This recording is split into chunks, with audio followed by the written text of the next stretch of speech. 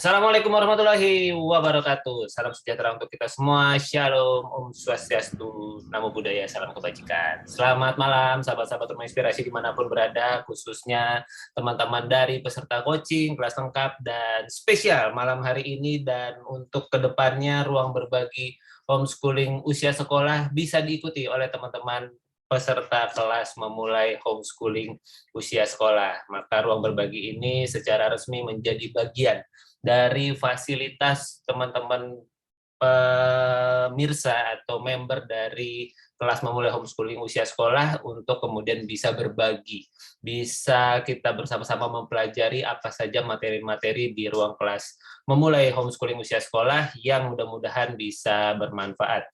Kembali saya ingatkan bahwa yang kita lakukan malam hari ini adalah bagian dari proses belajar mencacah sedikit demi sedikit materi-materi yang ada di ruang kelas Rumah Inspirasi, khususnya untuk kelas memulai homeschooling usia sekolah. Karena itu bersama saya sudah hadir Kak Nur nih malam hari ini. Selamat malam Kak Nur, sehat? Sehat, selamat malam teman-teman. Oke, jadi bersama Kak Nur kita akan belajar bersama dan akan berbagi seputar materi-materi dari Rumah Inspirasi yang akan kita bahas bersama. Nah, sebelum kita mulai membuka sesi sharing dan diskusinya, silakan Kak Nur untuk menyampaikan apa tujuan dari program sharing homeschooling usia sekolah malam hari ini dan materi apa yang akan kita bahaskan bersama di malam hari ini. Silakan Kak.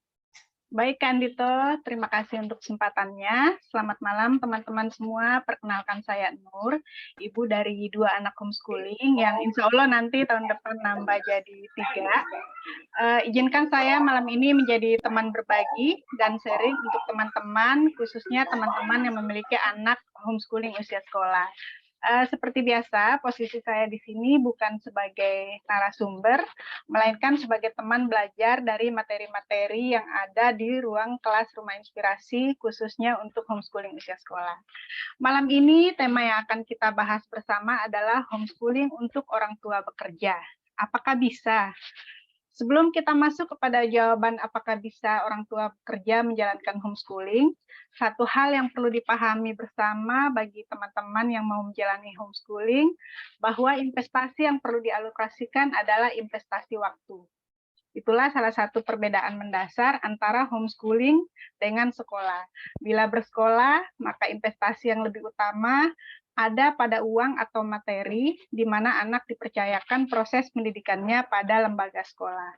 Nah, bagaimana dengan orang tua yang keduanya bekerja? Yang bisa jadi dari sisi waktu tidak memiliki keleluasaan seperti bila ada orang tua yang tidak bekerja. Apakah ayah atau ibu sehingga bisa lebih menemani proses pendidikan anaknya. Di dalam e-book pola homeschooling untuk orang tua bekerja sudah disebutkan bahwa bisa atau tidaknya homeschooling dijalankan adalah relatif.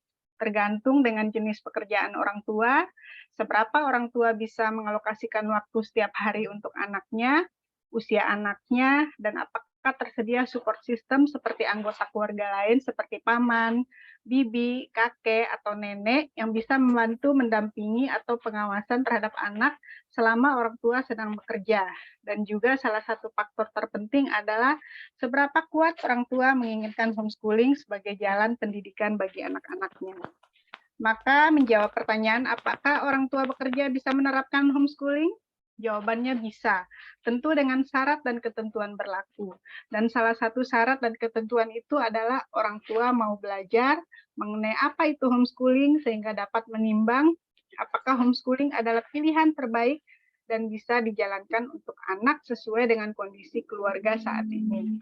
Demikian sedikit pengantar sebelum kita mulai sesi diskusi pada malam hari ini.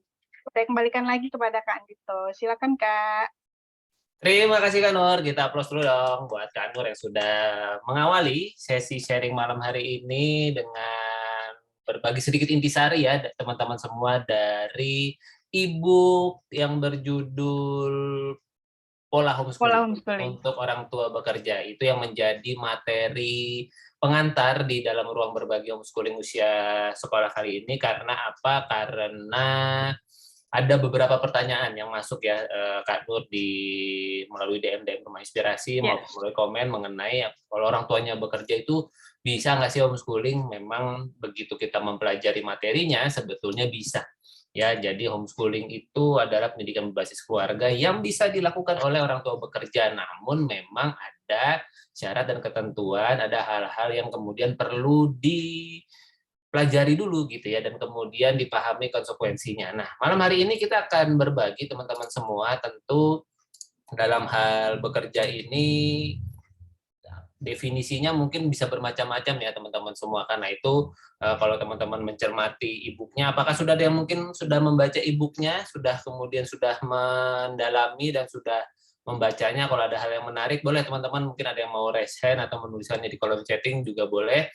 Karena saya lagi malam ini adalah forum ruang berbagi, jadi sangat diharapkan teman-teman semua berkenan untuk berbagi sudut pandangnya ya mengenai orang tua bekerja ini. Nah, mengenai orang tua bekerja ini tentu juga salah satu faktornya adalah pekerjaannya pun menentukan ya apakah kemudian menjadikan homeschooling ini menjadi bisa dilakukan, dan usia anak juga menentukan. Jadi ada beberapa faktor yang menentukan. Lalu ada support system sebagaimana tadi Kak Nur sampaikan, lalu kemudian juga ada katakanlah ya usia anaknya tadi ya, kalau usia anaknya masih usia dini, wah itu menantang sekali buat orang tua yang katakanlah keduanya bekerja.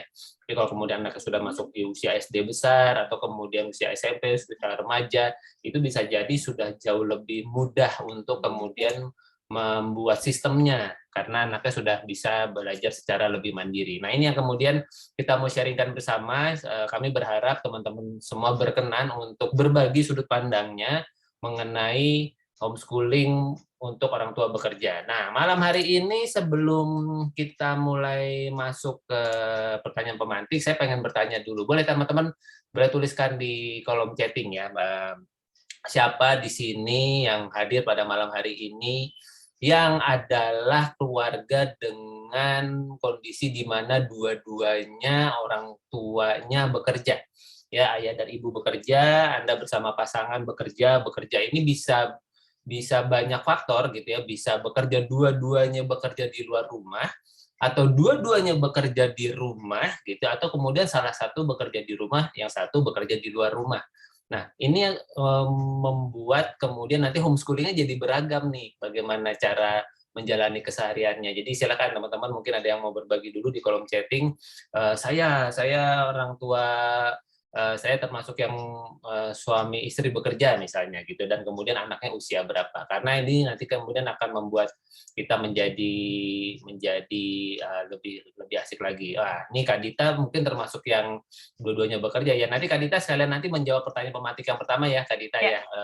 Kita sudah cukup mengenal Kak Dita, tapi mungkin beberapa teman di sini baru kenal nih sama Kak Dita. Oke, kayaknya kita bisa langsung masuk ke pertanyaan pemantik yang pertama saja, Kak Nur. Nanti bisa langsung dijawab oleh teman-teman semua. Dan mudah-mudahan bisa bermanfaat. Saya lagi teman-teman semua, semakin teman-teman proaktif bisa menjawab melalui kolom chatting atau melalui raise hand, mudah-mudahan bisa memberikan inspirasi untuk sesama orang tua pembelajar homeschooling usia sekolah pada malam hari ini. Mari Kak Nur, kita langsung masuk saja ke pertanyaan pemantik yang pertama. Oke, kita mulai dari pertanyaan pertama. Ya. Apakah ada di antara teman-teman yang hadir malam ini yang merupakan orang tua yang keduanya bekerja dan memilih homeschooling sebagai jalan pendidikan untuk anaknya? Dan bolehkah berbagi apakah pekerjaan kedua orang tua saat ini dan yang menjadi alasan tetap memilih homeschooling untuk jalan pendidikan anaknya? Oke, itu pertanyaan pertama ya teman-teman semua ya. Apakah ada yang dua-duanya bekerja, yang bekerja di rumah gitu, yang dua-duanya? Karena mungkin ada juga yang memang pasangannya memang udah fokus, udah kamu ngurusin anak gitu, kamu mendampingi anak di dalam proses belajar, ada yang seperti itu. Tidak hanya berlaku untuk istri ya teman-teman semua ya, ada juga kami mengenal keluarga homeschooling yang ayahnya yang kemudian berfokus menemani belajar anaknya gitu. Nah, ini justru keseruan homeschooling adalah di keragaman caranya ini, dan bersama kita sudah ada Kak Dita nih yang mudah-mudahan bisa memberikan katakanlah sudut pandang menarik dari homeschooling dengan orang tua bekerja. Silakan Kak Dita, langsung boleh open mic saja, perkenalkan diri Anda dan monggo diceritakan kondisi keluarganya, homeschooling anaknya usia berapa, dan kok memilih homeschooling padahal Anda berdua bekerja misalnya. Silakan Kak Dita. Terima kasih untuk sudah berbagi. Silakan. Oke, selamat malam Kak Andit sama Kak Nur. Selamat malam Malam, Kak. semua. Perkenalkan nama saya Dita, saya domisilinya di Padang, anak pertama usia 8 tahun dan anak kedua usia 5 tahun. Eh, ya hampir 9 tahun Oh, ya. hampir 9 tahun. Iya ya, kayaknya dulu waktu dikenalin masih 7 tahun ya, sekarang Iya, udah masa mulai nggak 12 nambah ya? Ya, silakan Oke. Kak. Kami orang tua pekerja, suami seorang dokter bedah, saya seorang staf dosen di Fakultas Kedokteran Swasta, tapi saya tidak memiliki jabatan struktural. Jadi pekerjaan saya lebih fleksibel.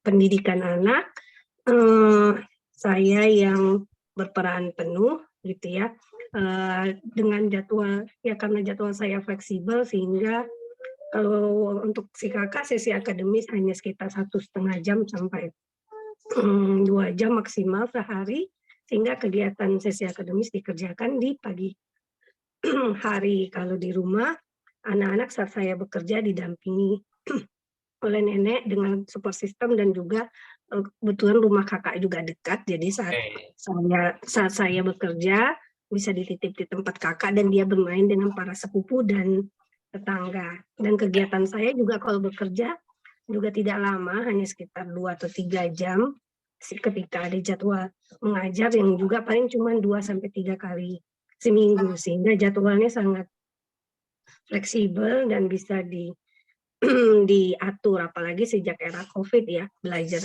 mengajar itu bisa asinkronus ya, ataupun bisa langsung tatap muka atau bisa pakai learning management system. Jadi banyak sekali kemudahan setelah era COVID ya, gitu. Kenapa tetap memilih homeschooling? Itu dia yang mau kita Padahal tanyakan. Silakan. padahal sama-sama bekerja. Awalnya ya mungkin karena COVID, lalu setelah dijalani ternyata homeschooling itu cocok dengan keluarga kami, walaupun banyak teman-teman yang juga bilang, ngapain sih ngeribetin diri sendiri, ngapain sih mempersulit diri sendiri, kan lebih enak anak dititip aja di sekolah dari jam 8 pagi, dari jam 7 pagi nanti jam 3 sore tinggal dijemput, beres gitu kan di rumah ini gitu bisa santai gitu. Iya, kembali lagi apa juga alasan kita mendidik anak kan ya. Jadi kan tiap orang punya pandangan yang berbeda-beda gitu. Jadi sesuai dengan visi keluarga menurut kami setelah saya dan suami berdiskusi, alat pendidikan yang cocok untuk mencapai tujuan pendidikan di keluarga kami itu adalah homeschooling. Rasanya sulit dicapai untuk di sekolah dengan target kami yang target visi misi pendidikan kami. Gitu sih Kak Andit. Boleh dong berbagi sedikit Kak Dita visi pendidikannya apa sih yang secara paling umumnya gitu, sehingga ya homeschooling inilah yang kemudian sampai saat ini bisa menjawab itu misalnya Kak. Tujuan pertama, alasan pertama awal ya sebelum kenal yang lain-lain itu adalah aku ingin anakku belajar dengan nyaman, dengan bahagia, dalam arti dia nggak diburu-buru. Soalnya aku melihat beberapa temanku yang sudah menyekolahkan anaknya itu banyak sekali target hafalan yang banyak, belum lagi sebelum usia sekolah sudah harus bisa membaca dan lain-lain gitu. Jadi menurut aku itu enggak apa namanya ya, membuat anak belajar dengan tergesa-gesa, sedangkan aku ingin dia mencintai proses belajar itu sendiri gitu. Dan awalnya sih itu, tapi makin ke sini tujuan udah lebih berbeda lagi ya, ingin memiliki anak yang aku fokus ke karakter, mendidik karakter anak-anak. Dan rasanya sulit di sekolah yang hanya fokus dengan kognitif ya, dan semua dinilai dengan angka gitu sih Kak Andit. Terlalu berat bahasnya kalau ke sini.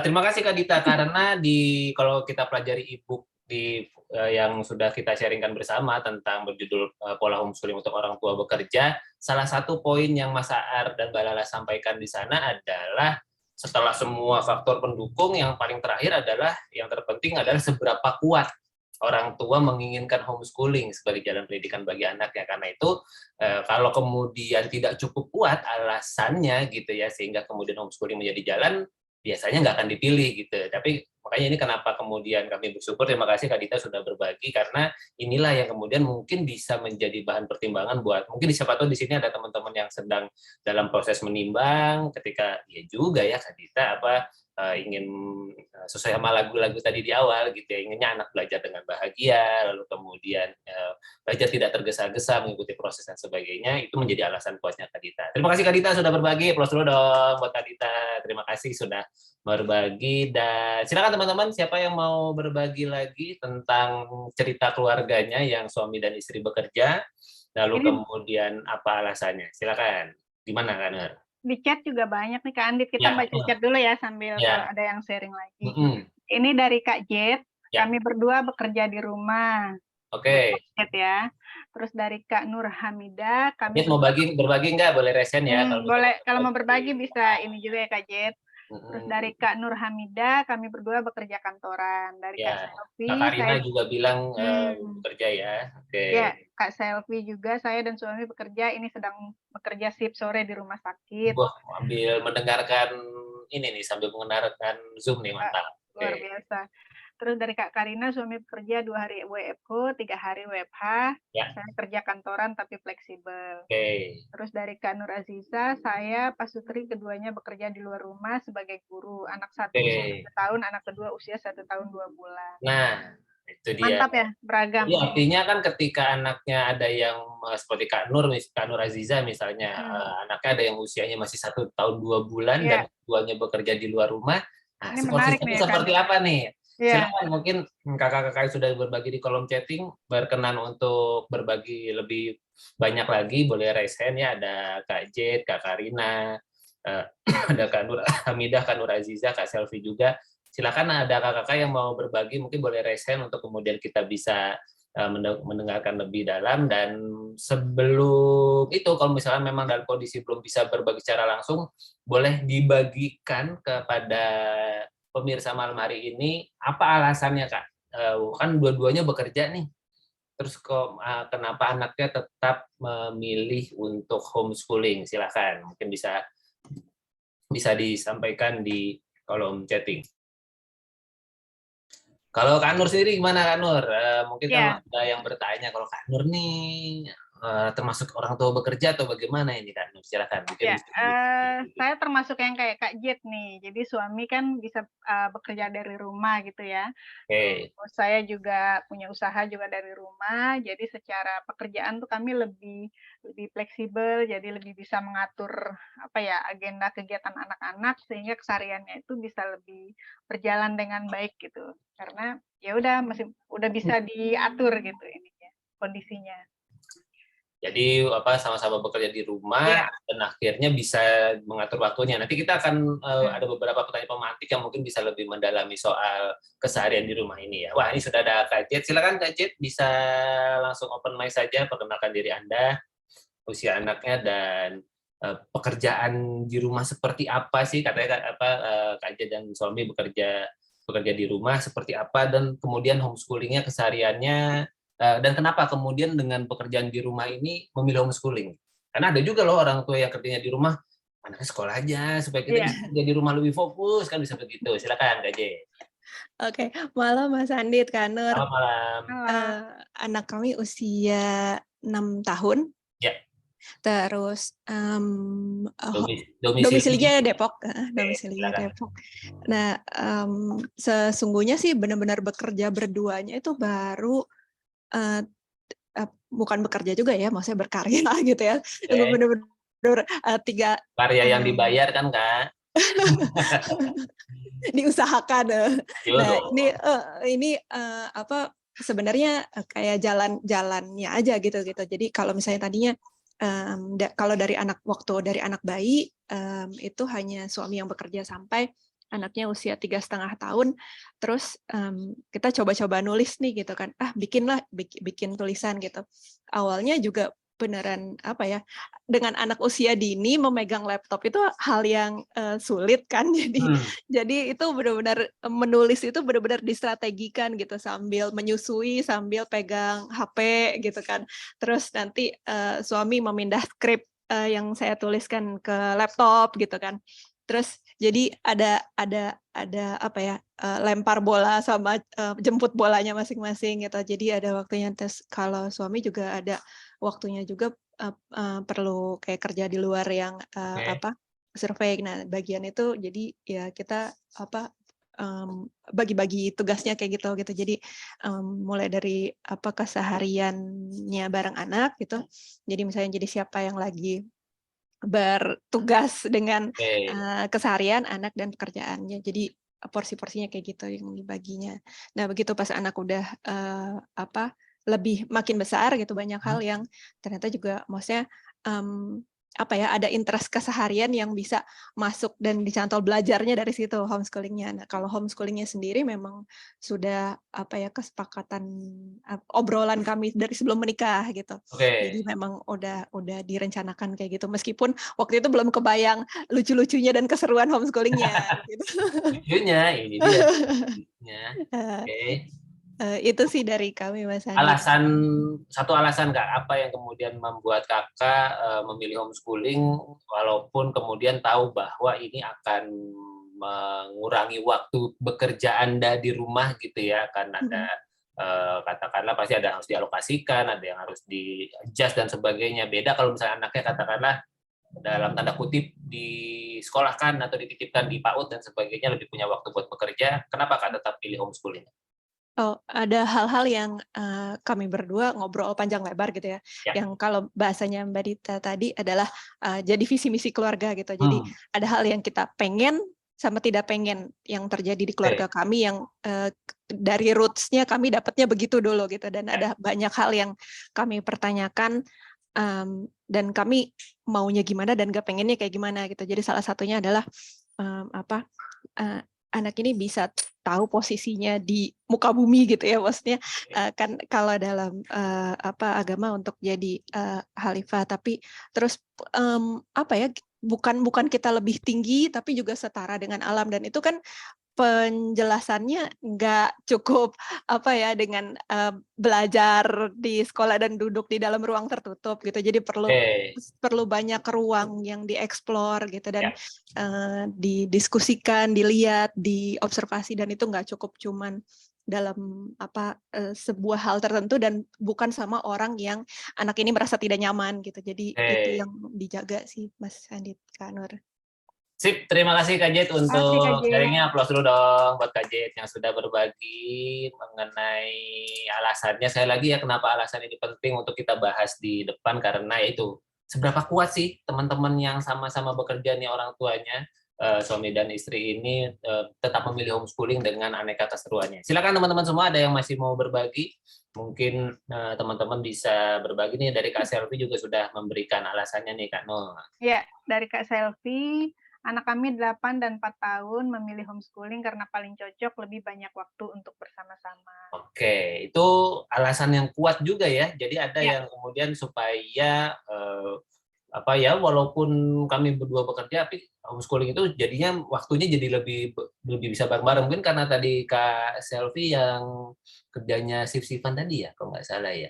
Kak Selvi, ya benar. Betul ya, yang shift-shiftan. Artinya kan ada momen di mana ketika anaknya katakanlah di waktu-waktu tertentu anak lain sedang bersekolah, karena dia lagi ada di rumah, Kak Selvi sedang tidak ambil shift gitu ya, jadi malah bisa membersamai anaknya pada saat shift tersebut sedang tidak dijalankan di tempat kerjanya. Jadi malah jadi punya waktu lebih banyak untuk bersama. Terima kasih Kak Selvi sudah berbagi. Oke, Kak Nur, kita berarti bisa masuk ke pertanyaan pemantik yang kedua. Tidak terlalu banyak pertanyaan pemantik di hari ini, teman-teman semua. Makanya kita pengen teman-teman bisa banyak berbagi melalui pertanyaan pemantik yang dibagikan. Oke, silakan Kak Nur, kita masuk yang kedua saja. Ya, kita masuk ke pertanyaan kedua. Ya. Apa tantangan terbesar di dalam menjalankan homeschooling dengan kondisi kedua orang tua bekerja? Dan bagaimana teman-teman mengatasi kondisi tersebut? Tantangannya ya, teman-teman semua. Jadi ketika kedua orang tua bekerja, itu tantangannya apa sih yang teman-teman rasakan? Atau mungkin teman-teman yang sedang menimba homeschooling juga boleh juga nih kalau mau berbagi, kalau mau curhat, atau mungkin mau menyampaikan concern-nya kalau misalnya orang tua bekerja, terus nanti bagaimananya? Nah, bagaimana dari sisi apanya nih? Silakan teman-teman, mungkin ada yang mau berbagi, boleh raise hand, boleh kemudian tuliskan di kolom chatting supaya kemudian kita bisa berbagi mengenai tantangan. Ya, tantangannya apa nih teman-teman yang orang tuanya keduanya bekerja, terus kemudian selama ini bagi yang sudah menjalani homeschooling, prakteknya seperti apa? Kalau bagi yang belum menjalani homeschooling, apakah sudah mulai membayangkan tantangannya akan seperti apa? Silakan. Bisa langsung disampaikan di kolom chatting atau bisa langsung raise hand saja. Saya lagi nih ruang berbagi ya teman-teman semua ya. Ruang berbagi itu berarti kita memfasilitasi teman-teman untuk berbagi apa yang sedang ada di dalam pikiran maupun perasaannya dalam melakukan proses homeschooling. Jadi silakan dimanfaatkan. Kalau Kak Nur gimana Kak Nur? Sebagai orang tua, kita ke Kak Dita dulu berarti. Kak Dita dulu, ya. Nanti bisa kita itu. Silakan Kak Dita, tantangannya apa nih Kak Dita? Melengkapi apa yang sudah disampaikan tadi sebelumnya ya. Apa tantangan yang paling terasa Kak di dalam sharing di dalam menjalani homeschooling bersama anak-anaknya ketika kedua orang tuanya bekerja? Silakan. Nggak apa-apa nih lagi ya. Boleh dong, justru itu mungkin teman-teman butuh dipanas-panasin dulu nih sama Kak Dita. Silakan. Kalau di saya ya tantangannya itu paling sering sih di manajemen energi. Oke. Manajemen waktu dan manajemen energi, apalagi kalau lagi jadwal kerjaan lagi padat, ya itu. Sehingga apalagi kalau misalnya kebetulan saya ada satu waktu yang mungkin itu agak padat. Itu kalau sampai rumah itu udah energi udah low, saat anak-anak juga butuh perhatian itu ya. Jadi kita lagi low energinya, anak-anak lagi high-high-nya ini ya Kak. Wah, itu gimana itu cara mengatasinya itu tadi? Iya, itu jadi tantangan tersendiri sih, apalagi kalau ada kasus-kasus tertentu. Karena kalau saya kan memang saya yang pegang, kalau ayahnya kan memang jadwalnya agak sulit diprediksi karena kadang operasi baru pulang jam tengah malam dan sebagainya. Ya. Tapi kalau di sini makanya memang jurnal sangat membantu, terus juga menyusun jadwal sangat membantu, dan sesi akademis itu saya plot pagi, jadi memang jadwal-jadwal wajib itu yang nggak bisa digeser. Saat energi saya penuh, biasanya saya menemani sesi akademis. Jadi jarang, kalau udah sore itu nggak ada lagi sesi belajar, nggak ada sesi itu. Pokoknya yang santai-santai ditaruh di sore ya Kak, di mana energi sudah menipis, itu sore-sore lah gitu ya. Itu sore-sore lah, cukup dengan bermain tebak-tebakan atau bermain ular tangga atau biarkan anak jalan-jalan sore gitu. Itu di situ. Tapi kalau pagi diusahakan sesi akademis gitu. Jadi kadang bawa ke taman itu memang sore gitulah. Jadi bagian berat-berat di pagi saat energi saya masih. Dan itu sih Kak tantangan paling berat rasanya. Karena kalau udah low energi itu biasanya sulit. Sayanya juga sulit gitu. Saya yang nanti tantrum bukan anaknya. Jadi apa biasanya Kak Dita untuk kalau lagi low gitu, Kak Dita apa sih yang biasa dilakukan selain tadi tipsnya sudah ya, yang berat-berat taruh di depan gitu di awal pas lagi masih seger. Tapi kalau tiba-tiba lagi low biasanya tipsnya gimana Kak? Saya tinggal bilang anak-anak saya mau istirahat, tidur dulu. Oh gitu ya. Dan anak-anak nggak tahu ya, kalau misalnya ibunya minta tidur, kita kasih tidur aja deh. Iya, nanti daripada nanti ini kalau lo itu rentan emosinya nggak stabil, bisa marah-marah, bisa ini gitu. Jadi lebih mending itu deh. Oke. Itu kan tantangan di saya. Terima kasih Kak Dita sudah berbagi. Plus lagi buat Kak Dita. Thank you. Wah, ini sudah ada Kak Selvi berbagi lewat kolom chat. Dari Kak Selvi Adelia lagi. Tantangannya pas saya dan suami bekerja, anak dititipin ke rumah orang tua yang kebetulan dekat dengan rumah kami. Cuma beda 2 lorong. Anak nggak ngapa-ngapain di rumah nenek, takutnya cuma nonton TV. Tapi sudah dikasih tahu ke anak kalau nggak ngapa-ngapain mending main bebas atau sepedaan di lapangan sama sepupunya. Jangan lupa sholat, main bebas apa saja deh sama sepupunya daripada nonton TV. Oke, makasih Kak Selvi. Jadi tantangannya itu ya ketika sedang dalam kondisi dititipkan dengan keluarga lain gitu ya, terus khawatirnya ada agenda-agenda yang kemudian nggak berjalan, malah kemudian melaksanakan kegiatan yang dikhawatirkan mendistraksi pola-pola yang sedang dibangun selama ini. Tapi ya itulah bagian dari tantangan, dan terima kasih Kak Selvi sudah berbagi keseruan di dalam tantangannya. Wah, ini ada Kak Nur Hamidah nih. Silakan Kak Ya. Nur Hamidah. Sebutkan domisili, usia anak, dan bagaimana Kak, apa tantangannya di dalam melakukan proses homeschoolingnya Kak Nur. Silakan. Silakan Kak, sudah bisa langsung unmute saja. Halo, cek. Coba saya ajak untuk unmute. Silakan Kak. Halo. Halo, silakan. Ya. Sudah terdengar. Ya, izin off kamera ya teman-teman semua. Gak apa-apa Kak. Nggak apa-apa Kak. Iya. Anak saya homeschooling umur 13 tahun. Sudah Domisili di mana Kak Nur? domisili di Makassar. Oke, siap. Silakan.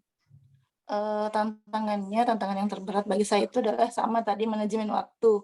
Oke. Jadi kami pulang dari kantor itu jam 4:30, tiba di rumah itu kira-kira setengah 6 sore. Ya. Tapi usaha saya untuk mengatasi itu adalah, kan tantangannya karena kita waktunya kurang banyak berinteraksi dengan anak-anak karena kita bekerja, akhirnya saya meluangkan waktu sekitar setengah jam sebelum maghrib. Oke. Itu kadang kami belum ganti baju, kami hanya sempat cuci tangan masuk rumah. Terus anak saya yang homeschooling yang 1 orang itu kami ajak, bukan berdiskusi sih, sekedar bertanya aja, how's your day? Ya. Tadi ngapain aja? Terus proyeknya tadi yang sudah sampai di mana progresnya gitu. Terus karena kan kami memulai homeschooling itu pada saat dia masuk SMP. Jadi di SD itu masih seperti biasa, sekolah seperti biasa. Nah, terus masuk SMP itu sudah homeschooling. Jadi sebenarnya pilihan untuk memilih homeschooling itu dilakukan secara sadar oleh anak-anak gitu. Jadi kesepakatan bersama. Kami tidak mengarahkan dari awal, tapi karena kesepakatan kita ngobrol ada pilihan sekolah lain yang bisa diikuti, akhirnya dia dengan secara sadar mau mengikuti yang namanya homeschooling. Ya konsekuensinya ya kami komitmen gitu, kamu memilih ini, mama juga membolehkan, jadi kita sama-sama punya tanggung jawab atas apa yang kita lakukan ini. Jadi sebenarnya karena dia sudah punya pilihan sendiri untuk itu dan kita menghargai itu, jadinya akan lebih mudah bagi kami untuk bukan menuntut ya, tapi sekedar mengingatkan. Ini pilihan kita bersama, itu selanjutnya apa nih yang harus kita lakukan, apa yang kita kembangkan gitu. Nah terus dari segi waktu itu sebenarnya dia full di rumah, ada beberapa 3 kali sehari dia bergabung dengan komunitasnya. Nah di luar sekitar 2-3 jam, habis itu dia di rumah lagi. Nah di luar 3 hari itu untuk saat ini kira-kira kurang lebih hampir 2 bulan berjalan, dia banyak mengisi waktunya dengan kegiatan. Kebetulan kami punya keluarga yang ada pabrik sabun, jadi dia mengisi waktu untuk membantulah sekedar melihat proses pembuatan sabun, kemudian proses produksi dan sebagainya, membantu-bantu dalam kegiatan itu, sehingga dia banyak bertemu dengan orang lain juga dan berinteraksi. Jadi yang kadang kalau sepulang kantor kami menanyakan kegiatannya hari ini, tadi bikin sabun berapa liter gitu, atau tadi kegiatannya di sana ketemu siapa saja, pelanggannya berapa orang gitu. Jadi memancing dia untuk senantiasa bercerita baik di sore hari maupun di malam hari itu tantangannya cukup berat juga pada saat kami sudah mulai capek dengan urusan kantor. Jadi lebih ke bagaimana kita menjaga energi sih sebenarnya, untuk meluangkan waktu untuk bercerita atau mereview apa yang sekedar bertanya aja kabarnya hari ini seperti apa, itu aja sih. Boleh satu Kak Nur, saya penasaran apa yang menjadi alasan kakak atau mungkin ketika ngobrol diskusi ya dengan anaknya yang sudah mau lulus SD menjelang SMP ini, kok akhirnya memilih homeschooling itu apa Kak alasannya kalau saya? Kami membuka wacana terkait homeschooling itu sebenarnya sudah lama, sejak dia masih kelas 3 atau kelas 2 SD. Saya sudah memperkenalkan kepada dia bahwa ada sekolah model seperti ini. Ikut seperti itu. Saya kan melihat awalnya dia sekolah itu tidak nyaman, kadang di sekolah dia malas bangun pagi, kemudian kurang terikat dengan teman-temannya seperti itu. Akhirnya ada beberapa waktu dia masih SD itu dia memilih untuk ke sekolah. Nah, waktu itu saya memperlihatkan ini ada sekolah seperti ini mau tidak gitu. Tapi masih tarik ulur waktu itu. Nanti setelah kelas 5 SD kita buka lagi wacana terkait itu mau tidak seperti ini lebih fleksibel, kami jelaskan gambarannya seperti ini, terus nantinya seperti apa akan dilakukan, kemudian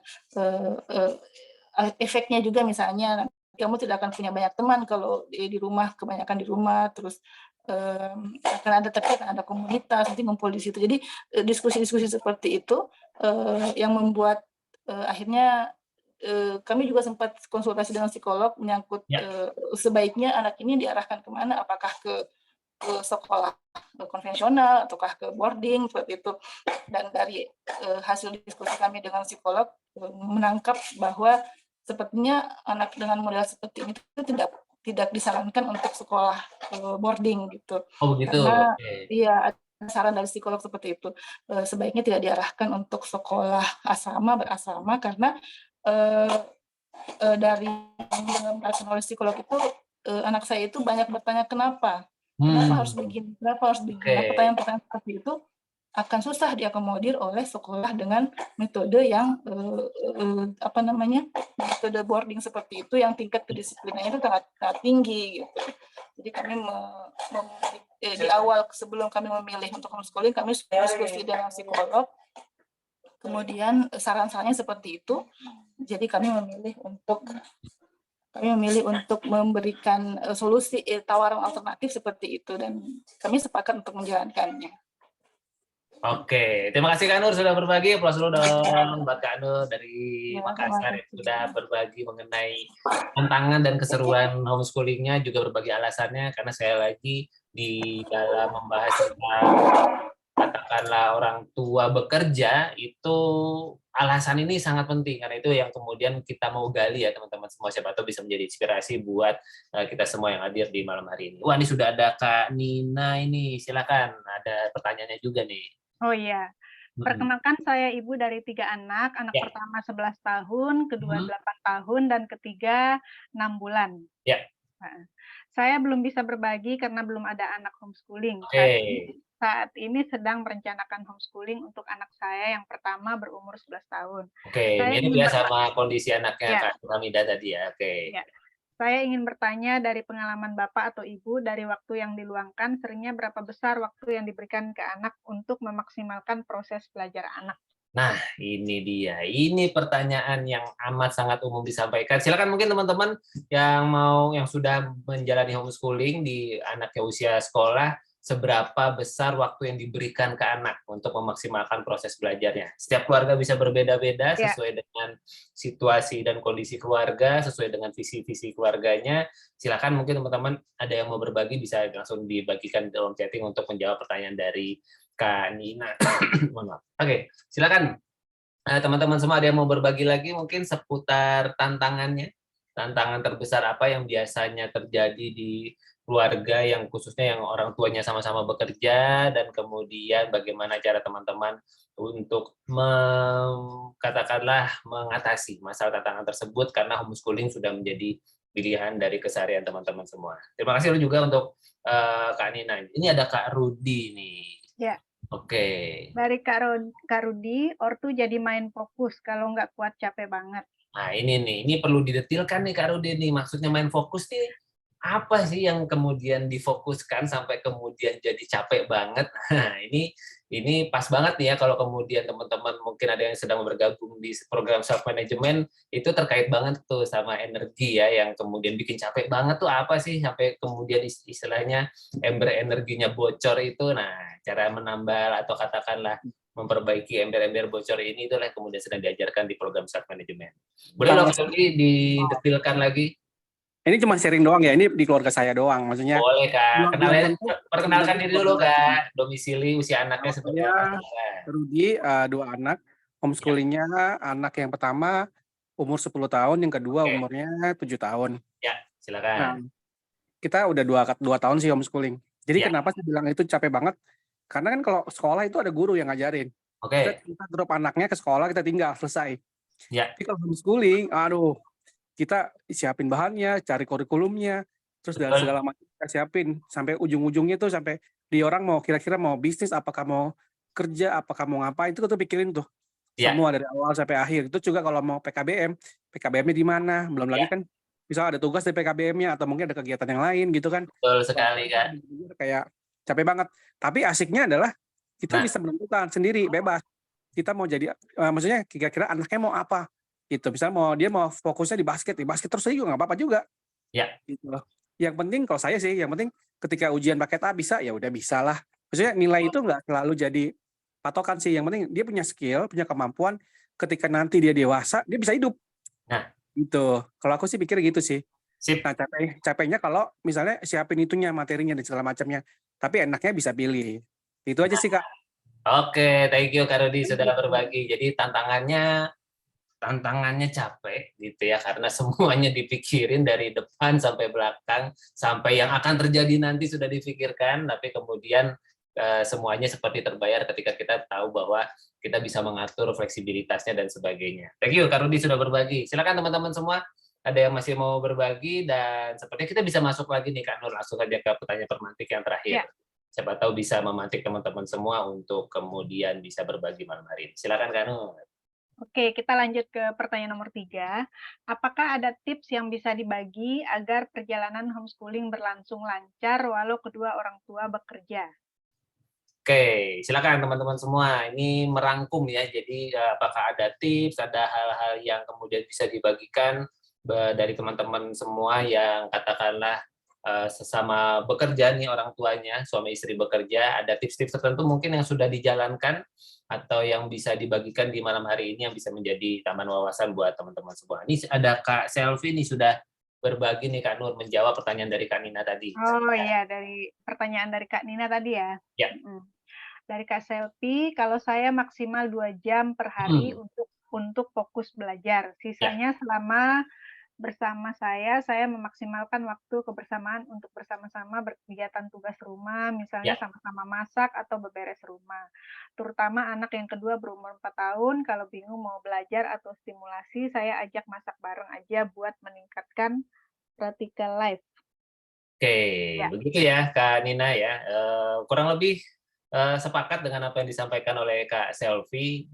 Salah satu poin terpenting dalam homeschooling itu adalah kita belajar di luar beyond akademis gitu ya. Jadi di luar akademis sehingga kemudian kita menjadikan keseharian sebagai proses belajar, Kak. Jadi mengalokasikan waktunya itu bahkan bisa jadi ya selama 24 jam itu kalau kemudian memungkinkan. Gitu ya, dalam artian mulai dari bangun tidur sampai tidur lagi itu adalah bagian dari proses belajar. Kalau katakanlah memang ada yang mau difokuskan didampingi ya mungkin ada waktu tertentu, namun sebetulnya keseharian kita adalah bagian dari proses belajar itu. Wah, ada juga belajar ngompos juga ini ya, Kak Selvi ya. Jadi 4 tahun tuh suka potong-potong sisa sayur. Mantap Kak, kalau dari kecil udah mulai terbiasa, udah ngelihat orang tuanya milah sampah, wah itu generasi harapan saya. Maksudnya sebagai praktisi ngompos, saya senang banget kalau ada anak kecil yang sudah dipaparkan seperti itu. Wah, ini ada Kak Karina di kolom chatting, tapi kita ke Kak Tania dulu ya, yang sudah resen. Silakan Kak Tania, sebutkan domisili, usia anaknya. Saya Tania, usia anak 3 tahun, domisili di Jakarta Barat. Kalau tipsnya, jadi saya suami istri kerja di kantor. Nah, kebetulan saya suka keluar kota. Cuma saya punya trik kalau misal biasa kalau malam jadi anak saya sekarang lagi belajar pengenalan huruf. Kalau malam sama saya, tapi kalau waktu saya keluar kota jadi bagi tugas sama suami. Itu sih wajib banget sih harus bagi tugas. Itu sih Kak Andit. Bagi tugasnya itu jadi pokoknya ketika katakanlah suami sedang bekerja, maka Kak Tania yang kemudian bisa mengambil peranannya, lalu kemudian ketika Kak Tania bekerja, maka sebaliknya begitu ya Kak? Ya, kebetulan kita 9 to 5 semua Kak Andit, paling waktu cuma di malam malam paling ya. Jadi anak bersama siapa Kak, kalau saya boleh tanya ketika ada pengasuh. Ada Mbak pengasuh gitu. Ya sejauh ini saya kasih activity ke Mbak, saya kasih tahu ini yang harus dilakuin apa aja, tapi nggak ada jadwal karena anak masih 3 tahun. Oke. Tapi tetap kontrol utama buat belajar huruf tuh harus saya sama suami. Oke. Boleh tanya nggak Kak Tania, apa yang menjadi alasan kakak dan suami ingin menerapkan homeschooling untuk anaknya? Walaupun ini masih usia dini ya, tapi kan mungkin sudah ada konsep yang sudah ada di kepala kakak berdua. Silakan Kak, ada apa alasannya untuk memilih homeschooling? Waktu dengar Mas Aar bilang kalau pendidikan bisa custom tuh kayaknya enak banget daripada yang diseragamin semua yang kayak pabrik, terus kayak menyenangkan sih, cuma sempat gundah karena kayak saudara kayak nanya, kamu belum cari sekolah TK, kita mau jelasin juga bingung, tapi ya udahlah nggak apa-apa, kita ngalir aja sih sementara kita tetap jalanin. Oke, jadi selamat menikmati perjalanannya kalau begitu katanya, anak masih usia 3 tahun masih aman, maksudnya kalau ada yang nanya-nanya sekolah itu masih aman. Masih tenang ya Kak. Begitu masuk usia sekolah, mari nanti kita berbagi cerita lagi ya Kak, gimana kemudian sudah mulai ditanya oleh anggota keluarga dan yang lainnya. Terima kasih Kak Tania sudah berbagi dari sudut pandang kedua orang tua bekerja. Silakan teman-teman semua, mungkin ada yang mau berbagi lagi, kita masih punya waktu mengenai, mungkin ada yang mau berbagi tips, atau mau menjawab pertanyaan yang kedua, tantangannya seperti apa, atau kemudian tentu kami ingin tahu alasannya buat teman-teman semua yang orang tua bekerja, kenapa kok masih memilih homeschooling sebagai pilihan untuk anak-anaknya. Ini dari Kak Karina nih, Kak Nur, sudah bisa dibacakan. Ya, dari Kak Karina Rahmadia, anak saya 7 tahun dan 2 tahun. Hal yang saya lakukan supaya lebih terarah antara lain, membuat jadwal mingguan untuk anak, saling berbagi tugas dengan pasangan, dan support sistem nenek dan ART dalam mendampingi anak, terutama ketika ibu sedang perlu bekerja di luar rumah. Jika memungkinkan, kadang anak pertama saya bawa ke tempat kerja. Nah, itu dia. Terima kasih Kak Karina. Teman-teman semua juga menjadi salah satu tips ya yang kemudian bisa dijalankan oleh orang tua yang kemudian bekerja, yaitu kalau memungkinkan ya anaknya dibawa ke tempat bekerja. Kayaknya ada beberapa cerita orang tua ya yang kemudian anaknya dicangking aja gitu ya ke tempat kerjanya gitu, dan kemudian dikondisikan supaya kemudian bisa tetap berada di dalam pengawasan, tetap bisa bekerja, lalu kemudian anaknya juga tetap bisa berkegiatan dekat dengan orang tuanya walaupun berada di tempat kerja. Itu juga menjadi salah satu cerita yang juga bisa disampaikan.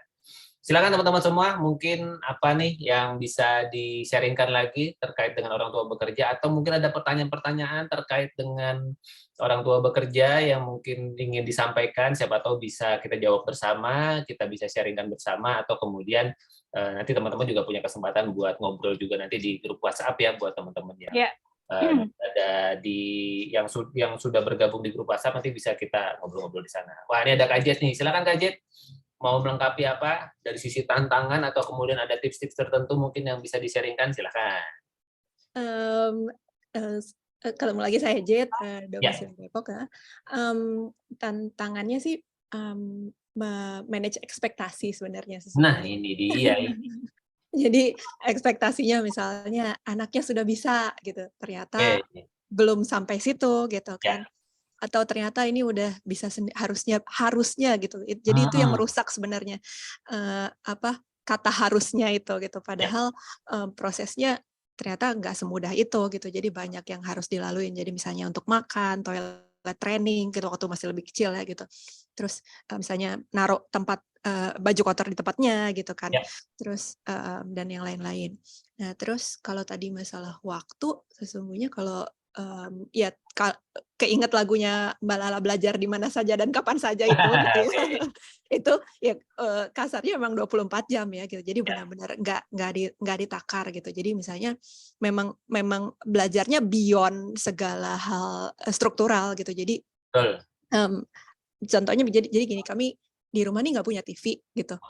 Jadi kami benar-benar kayak orang purba lah gitu ya. Maksudnya sekali waktu aja gitu, maksudnya lihat laptop, terus habis itu lihat sesuatu di HP dan itu sesuai dengan kebutuhannya si anak gitu.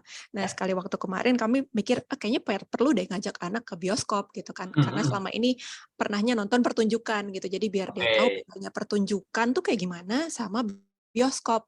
Jadilah kami mencoba nonton film yang tulisannya ratingnya segala umur kan, Sherina kedua gitu. Jadi karena si anaknya pernah nonton Sherina pertama dari laptop waktu itu. Terus habis itu kayak, oh oke, coba ya gitu. Dan tapi ternyata ada adegan yang menyeramkan gitu, dan habis itu adegan yang cukup apa ya, kalau saya rasa sih memang maksudnya cukup mengagetkan gitu. Jadi akhirnya anaknya minta dipangku, terus habis itu kayak apa ya, kita sampai rumah membahas tentang mana yang nyata, mana yang nggak nyata gitu. Terus habis itu cerita tentang bedanya apa ya sama pertunjukan. Oh, nonton bioskop tuh ternyata kayak gini, orangnya udah main duluan gitu dan rekam gitu. Sampai akhirnya dalam tanda kutip pelajaran itu gitu, itu masih terus berlangsung tentang, jadi kami belajar movie script gitu, terus belajar tentang adegan, penokohan, terus habis itu saya ngeliatin kalau ini ternyata orangnya aslinya nggak jahat loh gitu ya, maksudnya betul. dia orang beneran gitu, dan itu hanya dia memerankan sebuah adegan gitu untuk dapat cerita itu gitu. Terus lalu kita ngebandingin sama cerita sederhana dongeng yang dia punya, terus apa ya, kita cerita ngobrol tentang gimana membangun build up sebuah pemaparan dari skenario film, dari pemaparan tokoh, terus habis itu sampai konfliknya, terus gimana resolusi konflik gitu. Dan seru amat ini obrolan sama anak 6 tahun. Dan lucunya tuh si anaknya bilang, mau dong bikin ini, kalau bahasanya Mas Arham Balala sih presentasi ya, tapi kami belum sampai segitunya gitu. Jadi hanya mencoba desain di Canva gitu. Jadi kayak oh ini depannya gitu. Jadi based on dongeng yang kita baca terakhir gitu. Memang progresnya lama ya, maksudnya waktu banget gitu. Jadi beneran kayak udah saat anaknya karena nggak terpapar gadget banyak gitu. Jadi udah cukup bosan juga gitu, maksudnya desain udah gitu. Jadi judulnya gitu. Tapi ternyata maksudnya jadi dari tadi itu maksudnya dalam tanda kutip hiburan, terus berubah jadi suatu ruang belajar gitu, terus habis itu dan ternyata bisa dikaitin juga sama hal lain yang berikutnya gitu. Jadi tergantung tadi cantolin kesehariannya kemana untuk arah belajarnya, kayak gitu sih Mas Andit kan. Terima kasih Kak Jet. Jadi tips dari Kak Jet tadi ya buat para orang tua bekerja, mungkin yang nggak cuma orang tua bekerja sih, ini tips untuk orang tua homeschooling pada umumnya ya, menurunkan ekspektasi. Jadi kadang-kadang kita sudah punya harapan, mungkin apalagi kalau teman-temannya orang tuanya bekerja, harapannya gitu ya, begitu pulang anaknya sudah mempelajari ini, itu, dan segala macam, namun ternyata mungkin belum, mungkin masih ada proses dan sebagainya, maka ekspektasi yang diturunkan akan membuat nafas menjalankan homeschoolingnya bisa jadi lebih panjang. Terima kasih Kak Jait sudah berbagi tips dan ceritanya. Silakan teman-teman, kita masih punya waktu, yang mau berbagi secara langsung bisa langsung raise hand saja. Nah, ini ada Kak Nur Hamidah lagi. Silakan Kak Nur, gimana ceritanya nih? Apa ada tips-tips apa mungkin sebagai yang sudah menjalani homeschooling dan orang tuanya keduanya bekerja? Silakan.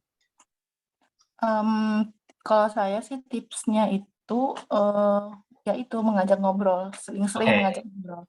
Karena saya sebenarnya salah satu hal yang saya syukuri dari homeschooling ini adalah saya rasanya lebih dekat dengan anak saya yang remaja.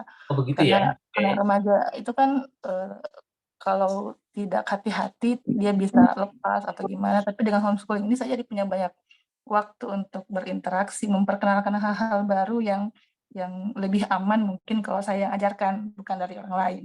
Nah, seperti itu. Jadi tipsnya itu adalah bercerita. Kebetulan anak saya emang suka bercerita, hal-hal kecil sederhana yang dia alami, yang dia lihat di sekelilingnya, dia cerita, dan itu kita tanggapi dengan antusias. Meskipun sebenarnya sepele, tapi rasanya sangat sehat kalau kita banyak mendengarkan cita-cita mereka, bukan menasihati mereka, tapi lebih banyak mendengarkan ceritanya sih, hal-hal yang sederhana, misalnya contoh kecil, misalnya tadi dia pergi sholat Jumat dapat nasi box yang lauknya ini ya, itu kadang kita menjadi bahasan yang ringan tapi cukup dalam. Banyak hal-hal yang saya tahu, ternyata dia suka ini, ternyata kalau di masjid ini dia dapatnya ini. Hal-hal kecil sederhana yang menurut saya itu bisa kita jadikan sebagai rutinitas yang menyehatkan saya dan anak saya, seperti itu. Terus numpang bertanya juga kalau bisa, ini kan anak saya sudah kelas 3 SMP ya, kalau dihitung-hitung dia mulai terpengaruh lagi untuk kembali ke sekolah seperti biasa, mungkin melihat teman-teman di sekeliling rumah kami ada yang masih sekolah seperti biasa, dan akhirnya dia sepertinya tertarik untuk kembali bersekolah, sementara saya merasa sudah nyaman dengan kondisi ini, dengan kondisi dia yang tidak tertekan, kemudian lebih fleksibel. Akhirnya saya mencoba menjelaskan sedikit resikonya seperti ini loh, kalau sekolah itu kayak gini lagi, gini-gini. Jadi saya sekalian mungkin ya bertanya sama teman-teman, kira-kira gimana ya, apakah kemungkinan dia untuk beralih sekolah itu difasilitasi atau bagaimana? Karena masih bingung ini sebenarnya. Seru juga ini ya temanya, kalau bisa kita bahaskan mungkin nanti ini di ruang berbagi selanjutnya, karena tidak menutup cerita ya Kak Nur ya, beberapa praktisi-praktisi homeschooling ketika anaknya sudah mulai katakanlah beranjak dewasa, apalagi kemudian memang anaknya memiliki kebutuhan sosial yang cukup tinggi, itu biasanya memang menjadi salah satu pertanyaan. Dan satu hal yang saya mau tanya Kak Nur sebelum kita lanjut ke yang lain, biasanya rutinitas ngobrolnya kapan sih Kak Nur dengan anaknya yang mulai menjelang remaja ini? Biasanya alokasi waktunya kapan? Kalau kami pulang kantor sekitar setengah jam sebelum maghrib, kemudian nanti setelah habis sholat maghrib sebelum makan malam, biasanya seperti itu. Karena biasanya kalau habis makan malam dia sudah mengerjakan apa yang mau dia, misalnya main lah atau apa gitu. Tapi di antara maghrib sama isya itu sebelum makan malam biasanya kita ngobrol, bercerita. Kadang juga saya yang bercerita tentang tadi mama di kantor gini. Jadi nggak satu arah sih, lebih pada sharing aja yang ringan-ringan seperti itu. Terima kasih Kak Nur sudah berbagi, karena di dalam homeschooling khususnya, apalagi usia sekolah ketika anak sudah mulai punya polanya sendiri, sistem yang dibentuk oleh orang tua itu menjadi sebuah hal yang penting gitu ya untuk dibangun, apalagi terkait dengan ngobrol yang menjadi modal paling besar di dalam proses homeschooling yang bisa kita manfaatkan. Nah, terima kasih Kak Nur buat pertanyaannya, nanti kita lihat apakah ternyata waktunya sudah menjelang habis. Kak Nur boleh nanti ya kalau misalnya sudah tergabung di grup WhatsApp disampaikan saja, nanti kita bisa bahaskan gitu ya. Nanti kita bisa request insight dari Mas Ardan Balala gitu ya, mungkin terkait dengan proses ini, proses ketika anak mau sekolah itu bagaimana, karena itu sudah dialami cukup banyak ya oleh teman-teman kita ya Kak Nur ya di Rumah Inspirasi, yang ketika dalam prosesnya masuk remaja dan sebagainya, ada yang dari orang tuanya, ada yang dari anaknya. Nah, itu yang kemudian nanti kita bisa banyak berbagi. Dan itulah fungsinya ada grup WhatsApp. Silakan teman-teman bisa bagikan apa yang serunya di sana. Silakan Kak Nur, kita bacakan dulu. Terima kasih ya Kak Nur. Saya lagi Kak Nur Hamidah. Silakan Kak Nur, kita bacakan di kolom chat. Iya, dari Kak Endang ya, kita bacakan dari Kak Endang. Perkenalkan, saya Endang, anak saya usia 11, 7, dan 1 tahun. Saat ini saya yang full pegang anak-anak karena suami banyak bekerja di luar kota. Selama ini saya hanya buka les anak yang datang ke rumah, sedang kepikiran untuk cari kerja virtual. Oke, ini sebetulnya banyak yang bisa dielaborasi ya nanti ya Kak Endang, kalau ada waktu lagi. Gimana nih Kak Endang memanage waktu ketika ada anak yang lagi les datang ke rumah, apakah anak-anaknya dilibatkan atau bagaimana alokasi waktunya, itu pasti akan menarik sekali kalau bisa di-sharingkan. Oke, ada next lagi dari Kak Karina. Dari Kak Karina Rahmadia. Saya juga mau bertanya Kak, mungkin ada yang bisa sharing pengalamannya sebagai ortu bekerja yang anaknya homeschooling. Kebetulan anak saya kan masih SD kelas kecil ya, kira-kira semakin bertambah umur, apakah akan semakin mudah dari segi kemandirian atau tantangannya saja yang berbeda? Oke, pertanyaan yang menarik, dan secara umum aja ya Kak, kalau saya boleh sedikit sharingkan, dua-duanya dapat. Jadi memang jelas makin mandiri ya Kak Nur ya, ketika anak sudah makin remaja, tentu banyak hal-hal yang dulu waktu usia dini harus ditemenin, sekarang mereka sudah bisa lakukan sendiri. Pada saat yang bersamaan memang tantangannya berbeda, karena anaknya kebutuhan belajarnya sudah semakin berkembang. Nah, orang tua kalau mengutip dari apa yang Mas Ar sampaikan sudah bergeser dari katakanlah orang tua yang katakanlah terus mendampingi, mulai bergeser menjadi fasilitator nih, sudah mulai bergeser menjadi bukan sebagai yang menemani secara intens, tapi justru memantik gimana supaya anaknya bisa belajar lebih mandiri. Nah itu bisa dikupas tuntas nanti ya, dicari saja di modul-modulnya homeschooling usia sekolah sampai remaja, itu sudah tersaji lengkap. Silakan nanti Kak Karina pelajari. Kalau ada yang mau ditanyakan, kita ada grup WhatsApp yang kemudian Kak Karina bisa tanyakan di sana, nanti kita bisa bahas bersama di grup WhatsApp. Dan pas sekali 20.30, luar biasa. Aplaus dulu buat teman-teman semua yang sudah bersama hingga malam hari ini. Silakan Kak Nur, mungkin bisa disampaikan apa yang bisa disimpulkan dari obrolan kita malam hari ini. Silakan. Oke, baiklah teman-teman semua. Terima kasih ya karena sudah berbagi cerita, alasan, dan tips menjalani homeschooling bagi orang tua bekerja.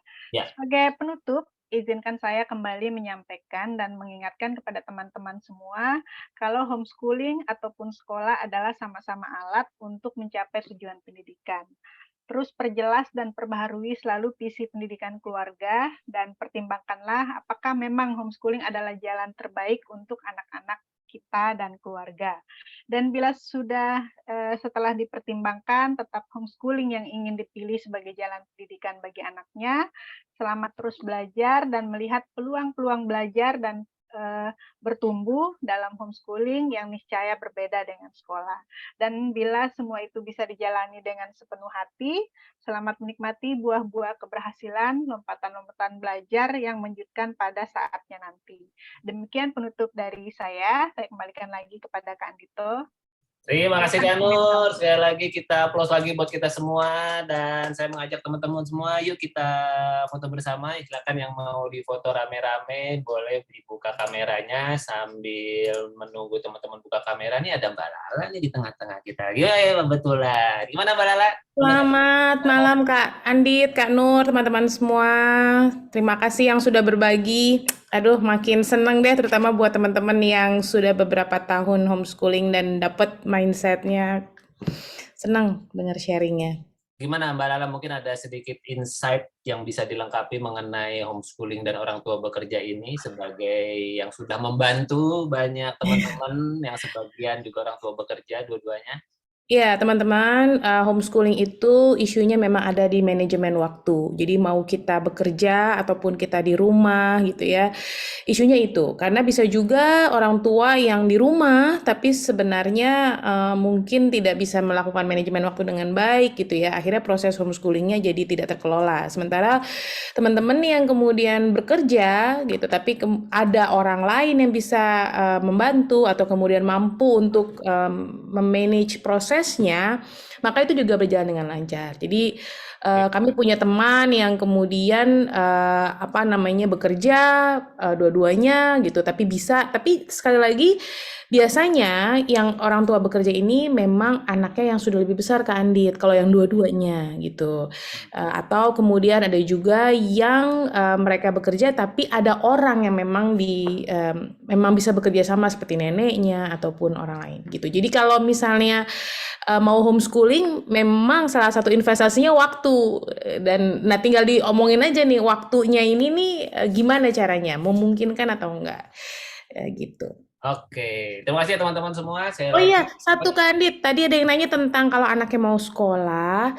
Nanti kami akan bahas. Jadi pastiin untuk subscribe ke YouTube Rumah Inspirasi karena itu yang akan dibahaskan di YouTube-nya Rumah Inspirasi minggu depan tentang apakah anak-anak kami pernah minta sekolah dan gimana konteksnya dan gimana kami melihat juga teman-teman lain yang anaknya mungkin pengen sekolah pada saat homeschooling.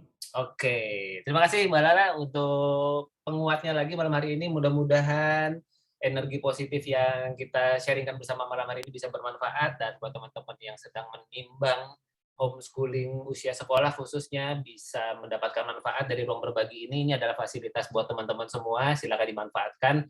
Bulan depan jika tidak ada halangan akan diadakan lagi dengan tema yang berbeda. Silakan teman-teman bisa bagikan di grup WhatsApp, siapa tahu tema yang paling menarik kita bisa kupas dan menjadi bagian dari ruang berbagi di episode yang selanjutnya. Saya foto dulu, bener nih ya, kita berenam aja ya, yang lain yang nggak buka nyesel ya. Oke, kita foto dulu, 3, lagi mulai terbuka lagi, sebentar. Oke, kita ada berdelapan layar yang terbuka. 3, 2, 1, senyum. Cekrek. Sebentar nih, katanya ketutupan mukanya nih. Saya lagi, 3, 2, 1. Cekrek. Oke, terima kasih teman-teman semua sudah membersamai ruang berbagi homeschooling usia sekolah malam hari ini. Terima kasih Kak Nur sudah memfasilitasi, terima kasih Mbak Nara sudah hadir dan teman-teman yang sudah berbagi. Saya lagi, ruang berbagi memang buat berbagi. Jadi ya semakin teman-teman proaktif berbagi, mudah-mudahan semakin banyak mendapatkan manfaat dari ruang berbagi malam hari ini. Saya tutup dengan sebuah pantun, teman-teman. Ada biskuit di atas meja, di sebelah biskuit ada sepotong pepaya. Orang tua bekerja atau tidak bekerja, pendidikan anak niscaya adalah tanggung jawab bagi orang tua. Sampai kita ketemu di grup WhatsApp dan di kesempatan berikutnya. Mohon maaf lahir batin atas segala kekurangan. Sampai kita ketemu lagi. Wassalamualaikum warahmatullahi wabarakatuh. Salam sejahtera untuk kita semua. Thank you. Selamat malam teman-teman. Selamat malam, makasih. Sampai ketemu lagi. Sehat-sehat ya.